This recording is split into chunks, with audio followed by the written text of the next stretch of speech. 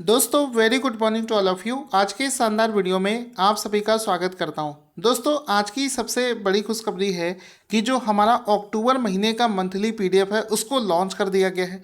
जो लोग भी अक्टूबर महीने का मंथली पीडीएफ परचेज करना चाहते हैं, लिंक वीडियो के डिस्क्रिप्शन में है, वहाँ से जाकर ले सकते हैं। आज का दोस्तों पहला क्वेश्चन बना है ब्रांड एम्बेसडर को लेकर, और क्वेश्चन कुछ इस तरीके से बनेगा कि बच्चों का एक फुटवियर ब्रांड है, बच्चों के फुटवियर ब्रांड जिसका नाम है प्लेटो। प्लेटो ने किस भारतीय क्रिकेटर को अपना ब्रांड एम्बेसडर और मेंटर अपॉइंट करने की घोषणा करी है? तो इसका राइट आंसर हो जाएगा ऑप्शन नंबर डी, यानी कि Rahul Dravid. Option number D Rahul Dravid इसका राइट आंसर हो जाएगा, जिन्होंने हाल ही में प्लेटो नाम से जो ब्रांड है उसका ब्रांड एम्बेसडर बना दिया है।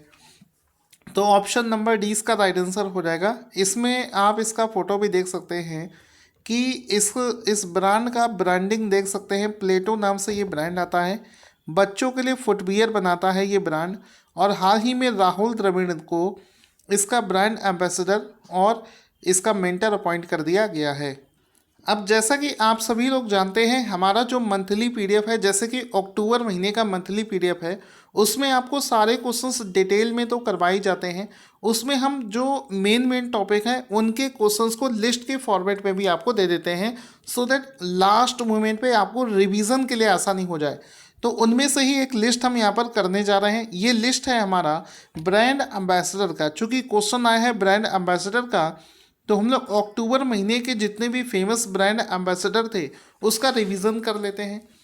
जैसे कि सबसे पहला देखो क्या है कि भारत में नेशनल बास्केटबॉल एसोसिएशन एनबीए का ब्रांड एम्बेसडर रणवीर सिंह को बनाया गया है। एक्टर रणवीर सिंह को एनबीए का ब्रांड एम्बेसडर बनाया गया है। एक प्रोग्राम है नमामि गंगे कार्यक्रम, इसका शुभंकर क्या बनाया गया है? इसका शुभंकर चाचा चौधरी को बनाया गया है। इसके बाद में यूपी में वन ओडीओपी एक जिला एक उत्पाद, उत्तर प्रदेश के एक जिला एक उत्पाद वन डिस्ट्रिक्ट वन प्रोडक्ट का ब्रांड एम्बेसडर अभिनेत्री कंगना रनौत को बनाया गया है। इसके बाद में क्रिप्टो एक्सचेंज क्वाइन जिसका नाम है क्वाइन DCX ने अमिताभ बच्चन को अपना ब्रांड एम्बेसडर बनाया है।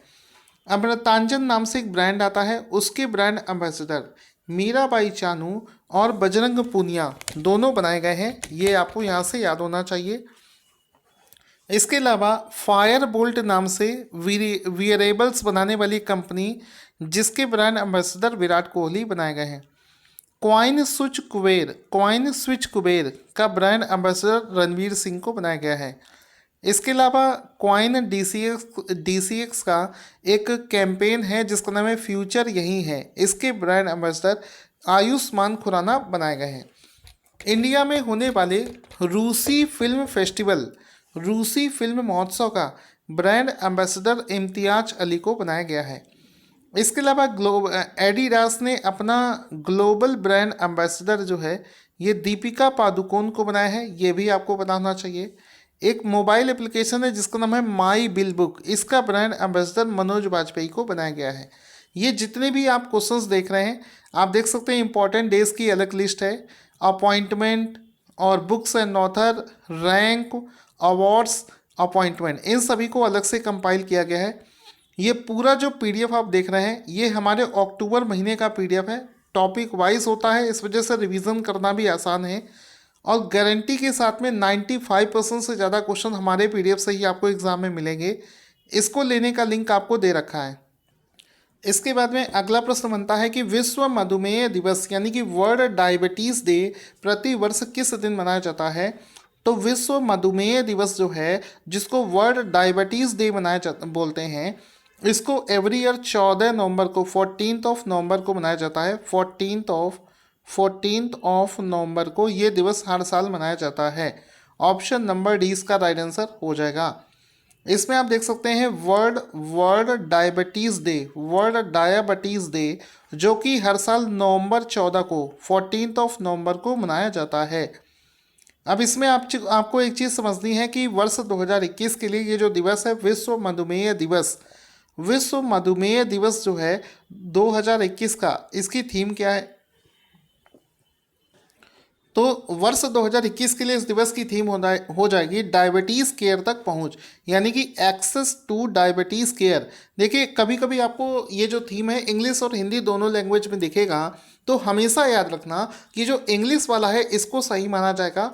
इंग्लिश में आप इस थीम को जरूर देखें, क्योंकि क्या होता है कि छोटा सा थीम होता है और जब उसका ट्रांसलेशन आप हिंदी में करेंगे तो कभी कभी उसका ट्रांसलेशन गलत भी हो जाता है, तो इसको आप इंग्लिश वाला सही मानेंगे।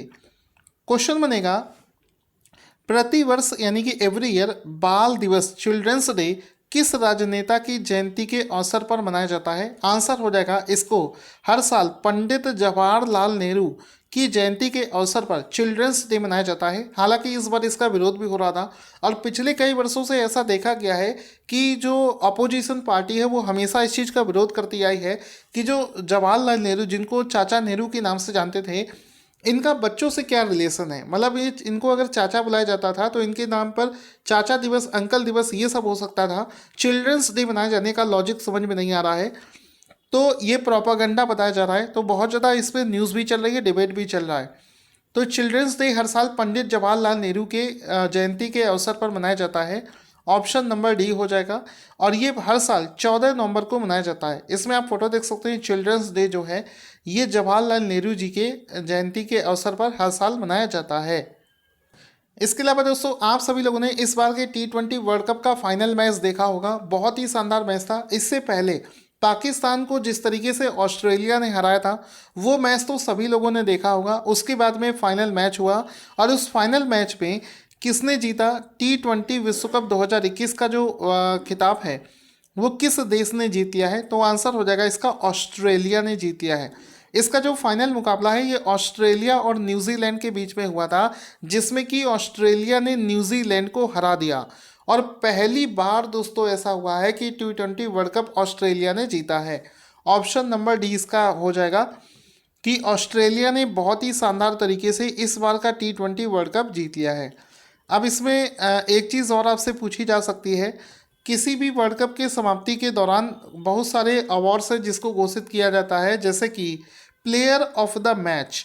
प्लेयर ऑफ द मैच चुना गया मिशेल मार्श ऑस्ट्रेलिया के। Player of the tournament, player of the tournament David Warner को चुना गया। टॉप रन स्कोरर तो ये बाबर आजम को चुना गया है। हाईएस्ट विकेट टेकर ये चुना गया है वानिंदु हंसरंगा, श्रीलंका के हैं। इसके अलावा T20 वर्ल्ड कप कहाँ पर हुआ? यूएई में हुआ, सभी को पता है, ओमान में हुआ। सबसे पहला T20 विश्व कप 2007 में खेला गया था और जिसे भारत ने जीता था। ठीक है, तो इसको आप लोग याद रखेंगे। ये सभी रिलेटेड फैक्ट्स हैं, एग्जाम में बार बार आपसे पूछे जाते हैं। दोस्तों अगर आपको हमारे करंट अफेयर्स पसंद आते हैं तो इसको लाइक और शेयर करके हमें सपोर्ट करना ना भूलें। जितना ज़्यादा आप सपोर्ट करेंगे, जितना ज़्यादा आप लाइक करेंगे, इसका मतलब है कि आपको हमारे वीडियोस पसंद आ रहे हैं। क्वेश्चन बनेगा निम्नलिखित में से किसे हाल ही में राज्यसभा का नया महासचिव यानी कि जनरल सेक्रेटरी अपॉइंट कर दिया गया है? तो राज्यसभा का जो नया महासचिव है, जनरल सेक्रेटरी है, ये अपॉइंट कर दिया है प्रमोद चंद्र मोदी को। ऑप्शन नंबर डी इसका राइट आंसर हो जाएगा कि हाल ही में प्रमोद चंद्र मोदी को राज्यसभा का नया महासचिव यानी कि जनरल सेक्रेटरी अपॉइंट कर दिया गया है। ऑप्शन नंबर डी इसका राइट आंसर हो जाएगा। इसमें आप देख सकते हैं पीसी मोदी, प्रमोद चंद्र मोदी को अपॉइंट कर दिया गया है सेक्रेटरी जनरल, कहाँ पर? राज्यसभा में। ठीक है, एक चीज़ यहाँ पर लिखी है, ये फॉर्मल CBDT चेयरमैन है, सेंट्रल बोर्ड ऑफ डायरेक्ट जो टैक्सेस होता है उसके पहले ये चेयरमैन भी रह चुके हैं। तो एक क्वेश्चन यहाँ पर ये भी निकल कर सामने आ सकता है कि सर ये जो CBDT है इसका अब चेयरमैन कौन है? तो अभी आपको बताएंगे, लेकिन उससे पहले हम लोग रिलेटेड फैक्ट जान लेते हैं कि जो PC मोदी हैं, प्रमोद चंद्र मोदी हैं, ये अभी किसका स्थान लेंगे? तो ये PP के रामानुजाचार्युलू का स्थान इस समय लेने वाले हैं। इसके अलावा जो PC इस समय आपको पता है कि ये जो PC मोदी हैं ये पहले CBDT केंद्रीय प्रत्यक्ष कर बोर्ड के पूर्व अध्यक्ष थे और जब वो अध्यक्ष पद से हटे तो इसके बाद में इस समय जो अध्यक्ष है उनका नाम है JB मोहापात्रा। तो ये वाला पॉइंट भी आपको याद रखना है, दिस इज़ वेरी इंपॉर्टेंट। अब चूंकि दोस्तों बात चली है राज्यसभा की, तो आपको एक चीज़ बताना चाहूँगा। अभी यूपीएसआई का एग्ज़ाम चल रहा है और यूपीएसआई के एग्ज़ाम में एक प्रश्न पूछा गया था कि राज्यसभा के जो सदस्य होते हैं उनका कार्यकाल कितने वर्ष का होता है। तो आंसर हो जाएगा, इसके सदस्यों का कार्यकाल 6 वर्ष का होता है। और राज्यसभा, जो राज्यसभा है ये संसद का उच्च सदन होता है और इसको कभी भी भंग नहीं किया जा सकता, इसको डिसॉल्व नहीं किया जा सकता। एक और पॉइंट आपको याद रखना है कि हर 2 साल में इसके जो 1/3 मेंबर है उनको रिटायर कर दिया जाता है, वो रिटायर हो जाते हैं। ठीक है, तो ये भी आपको याद रखना है। इसके अलावा एक और क्वेश्चन राज्यसभा से बन सकता है कि राज्यसभा में कुल सदस्यों की अधिकतम संख्या 250 हो सकती है। अगर पूछे वर्तमान में, ये जब क्वेश्चन लोअर पीसीएस में पूछा गया था, यूपी के लोअर पीसीएस में सेम क्वेश्चन पूछा गया था जिसमें कि लैंग्वेज में डिफरेंस था। राज्यसभा में इस समय अगर सदस्यों की संख्या पूछी जाए तो वो है 245, जिसमें कि 238 सदस्य चुनकर आए हैं और 12 को मनोनीत अपॉइंट किया गया है। लेकिन अधिकतम इसमें संख्या हो सकती है 250। तो लैंग्वेज का डिफरेंस आपको पता होना चाहिए। इस समय की संख्या 245 और मैक्सिमम इसमें 250 हो सकती है। दोस्तों करंट अफेयर्स बहुत ही शानदार तरीके से आपके लिए पेश किया जाता है। कंटेंट पर बहुत ज़्यादा काम होता है। जो लोग पहली बार चैनल को देख रहे हैं, ऐसे शानदार कंटेंट आपको हमेशा मिलते रहें, इसके लिए चैनल को सब्सक्राइब करना ना भूलें।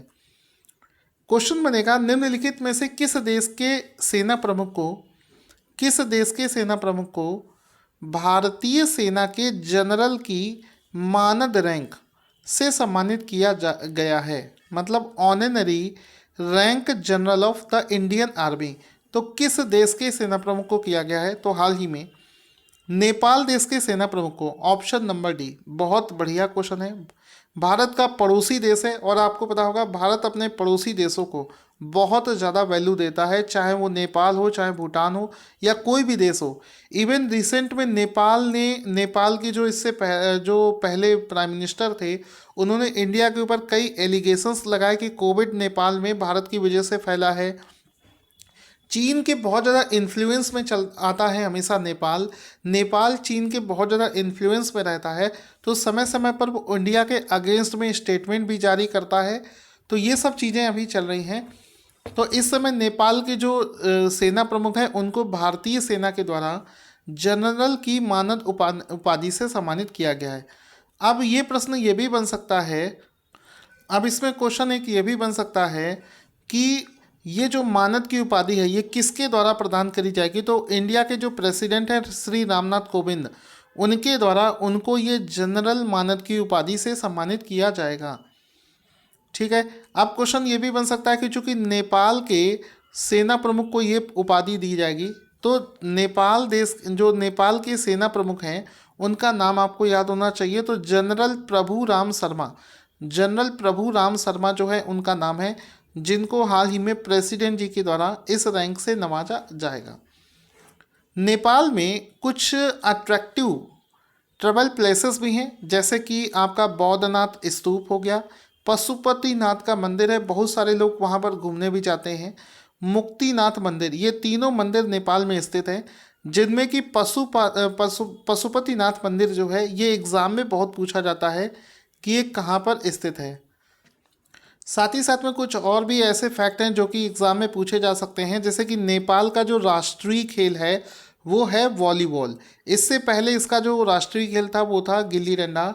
साथ ही साथ में अभी रिसेंट में यूपीएसआई के एग्ज़ाम में पूछा गया था चीन की संसद का क्या नाम है। यानी कि भारत के पड़ोसी देशों की संसद के नाम पूछे जाते हैं, तो नेपाल की संसद का नाम होता है राष्ट्रीय पंचायत। ये वाला फैक्ट भी आपको याद रखना है। क्वेश्चन बनेगा अगला शानदार, देवी अन्नपूर्णा की मूर्ति जो कि लगभग 100 साल पहले वाराणसी से चोरी हो गई थी, जिसे वाराणसी में काशी विश्वनाथ मंदिर में पुनः स्थापित हाल ही में किया जाएगा, ये किस देश से वापस लाई गई है। तो आंसर हो जाएगा, इसको कनाडा देश से वापस लाया गया है। लगभग 100 साल पहले ये भारत से चोरी हो गई थी और अभी इसको वापस से लाया जा रहा है, तो इसको कनाडा देश से वापस लाया जा रहा है। ऑप्शन नंबर डी सही हो जाएगा। 108 वर्ष बाद कनाडा से वापस आई माँ अन्नपूर्णा की ये मूर्ति। आप इसका फोटो भी यहाँ पर देख सकते हैं। कनाडा देश के बारे में, इसकी कैपिटल है ओटावा और इसके प्राइम मिनिस्टर का नाम है जस्टिन ट्रूडो। तो ये भी आपको याद रखना है। दोस्तों लाइक और शेयर से सपोर्ट जरूर करते रहिएगा। ऐसे क्वालिटी कंटेंट के लिए आपको बराबर ऐसे वीडियोस मिलते रहेंगे। अगला बहुत ही शानदार क्वेश्चन है रामायण सर्किट ट्रेन से संबंधित, और इस टॉपिक से ऑलरेडी एग्जाम में क्वेश्चन पूछे जा चुके हैं। निम्नलिखित में से किस स्टेशन को IRCTC की रामायण सर्किट ट्रेन में एक नए स्टेशन के रूप में जोड़ा गया है? तो आंसर हो जाएगा कि जो रामायण सर्किट ट्रेन था, जैसे कि मान लो वो कई स्टेशनों पर रुककर जा रही थी, इस तरीके से हम बना देते हैं, ठीक है। तो इन स्टेशनों में हाल ही में एक नया स्टेशन और जोड़ दिया गया है, मान लो कि यहाँ पर, और इस नए स्टेशन का नाम है भद्राचलम। ऑप्शन नंबर डी इसका राइट आंसर हो जाएगा कि भद्राचलम नाम से ये जो स्टेशन है इसको हाल ही में जोड़ दिया गया है। तो ऑप्शन नंबर डी इसका राइट आंसर हो जाएगा। अब यहाँ पर आपको समझना है कि इसमें देखो लिखा है कि IRCTC की जो रामायण सर्किट ट्रेन है, भक्तों के लिए बहुत बड़ी खुशखबरी हो गई कि अब ये भद्राचलम नाम से जगह पर भी रुकने लगेगी। तो वहाँ से भी जो डिवोटी इसमें आना चाहते हैं वो इसको ज्वाइन कर सकते हैं। अब ये जो भद्राचलम स्टेशन है ये भारत के कौन से राज्य में स्थित है? तो ये तेलंगाना राज्य में स्थित है। इसके अलावा भद्राचलम में ऐसा कौन सी जगह है जिसकी वजह से इस ट्रेन को यहाँ पर रोका जाएगा? यहाँ पर श्री सीता रामचंद्र स्वामी जी का मंदिर है, जिसकी वजह से यहाँ पर इस ट्रेन को रोका जाएगा। जैसा कि आप सभी जानते हैं ये जो ट्रेन है, ये रामायण सर्किट ट्रेन जो है ये ऐसे सभी स्थानों को कनेक्ट करती है जहाँ पर भगवान श्री राम ने अपनी वनवास के दौरान अपना सफ़र तय किया था। इस समय भारत के केंद्रीय संस्कृति और पर्यटन मंत्री कौन है? तो जी किशन रेड्डी इस समय पर्यटन मंत्री हैं। और ये जो ट्रेन है ये कहाँ पर रुकती है? ये अयोध्या, सीतामढ़ी, जनकपुर, वाराणसी, प्रयागराज, चित्रकूट, नासिक, हम्पी, कांचीपुरम, रामेश्वरम, और इसमें एक नया नाम जुड़ गया है जो कि हम आपको डिस्कस कर चुके हैं। अगले शानदार क्वेश्चन में वर्ष 2022 के राष्ट्रमंडल खेलों में किस खेल की एंट्री को मंजूरी हाल ही में प्रदान कर दी गई है? तो आंसर हो जाएगा इसमें इस बार क्रिकेट को भी शामिल कर लिया गया है। तो ऑप्शन नंबर डी इसका राइट आंसर हो जाएगा कि 2022 के जो कॉमनवेल्थ गेम्स हैं उसमें इस बार क्रिकेट को भी शामिल कर लिया गया है। इसमें आप देख सकते हैं women's T20 cricket to be included in 2022 CWD in Birmingham. अब एक चीज़ आपको याद रखना है कि इस बार ये जो 2022 के जो राष्ट्रमंडल खेल हैं, कॉमनवेल्थ गेम्स हैं, इनको कहाँ पर आयोजित किया जाएगा? तो इसको बर्मिंघम इंग्लैंड में आयोजित किया जाएगा। राष्ट्रमंडल खेलों के बारे में जान लेते हैं। इसकी शुरुआत 1930 में करी गई थी। ये हर 4 साल में मनाया जाता है। 2010 में राष्ट्रमंडल खेल का जो आयोजन है ये भारत में हुआ था। तो ये चीज़ भी आपको याद रखनी है। क्वेश्चन बनेगा प्रोजेक्ट 75 के तहत भारतीय नौसेना को प्राप्त चौथी स्कॉर्पियन कैटेगरी की पनडुब्बी का नाम क्या है? तो इसका नाम हो जाएगा INS वीरा। INS वीरा। बड़े ध्यान से समझना, छोटे छोटे पॉइंट्स हैं, आपको याद रखना है। एक क्वेश्चन के अंदर में भी बहुत सारे क्वेश्चंस बनते हैं जिसको आप दिमाग से पढ़ेंगे तो कभी भी क्वेश्चन आपका गलत नहीं होगा। प्रोजेक्ट 75 है जिसके तहत कुछ पनडुब्बियाँ बनाई जानी थी। तो भारतीय नौसेना को 3 पनडुब्बियाँ पहले से मिल चुकी हैं, अभी चौथी पनडुब्बी हाल ही में मिली है जिसका नाम है INS वीरा। सॉरी, इसमें एक थोड़ा सा मिस्टेक है, INS वेला। ऑप्शन नंबर ए सही हो जाएगा, वीरा की जगह वेला। तो इसमें आप देख सकते हैं ये रही INS वेला। INS वेला, इसका स्पेलिंग भी देख लेंगे, VELA। तो INS वेला को इसमें हाल ही में शामिल कर लिया गया है। प्रोजेक्ट 75 के तहत इसको बनाया गया है। इससे पहले जो 3 पनडुब्बियाँ शामिल करी गई हैं उनका नाम है INS करंज, INS कलवरी और INS खंदेरी। ये इसके नाम हो जाएंगे। दोस्तों आज का क्वेश्चन जिसका आंसर आपको देना है स्क्रीन पर आपको दिख रहा है। साथ ही साथ में हमारा जो अक्टूबर मंथ का PDF है उसको परचेज़ करने के लिए वीडियो के डिस्क्रिप्शन में लिंक है, वहाँ से जाकर आप उसको बाई कर सकते हैं। ठीक है, बाकी एसएससी जीडी का एग्ज़ाम चल रहा है, उसमें हमारे पीडीएफ से ही सारे क्वेश्चंस पूछे जा रहे हैं।